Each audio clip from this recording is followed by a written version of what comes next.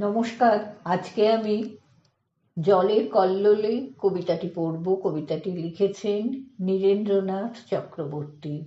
পড়ছি আমি, আগমনী সেন। জলের কল্লোলে যেন কারো কান্না শোনা গেল, অরণ্যের মর্মরে কারো দীর্ঘশ্বাস।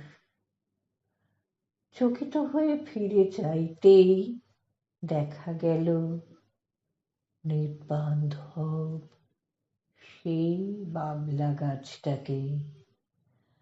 আজ আর তাকে গাছ বলে মনে হলো না, মনে হলো সংসারের সমস্ত রহস্য জেনে নিয়ে কেউ যেন জলের ধারে এসে দাঁড়িয়েছে। ফলত যা হয়, অত্যন্ত বিব্রত বোধ করল সেই মানুষটি। কেননা জীবনের কাছে মার খেয়ে প্রকৃতির কাছে সে তার দুঃখ জানাতে এসেছিল। প্রকৃতির নিজেরই এত দুঃখ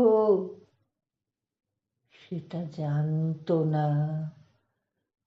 জলের কল্লোলে যে কারো কান্না ধ্বনিত হতে পারে, অরণ্যের মর্মরে কারো দীর্ঘশ্বাস, অরণ্যের মর্মরে কারো নিঃশ্বাস,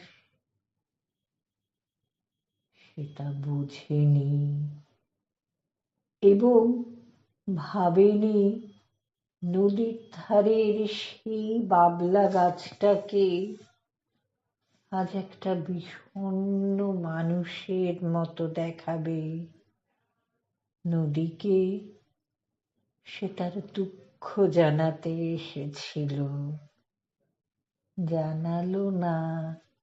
সন্ধ্যার আগেই সে তার ঘরে ফিরে গেল।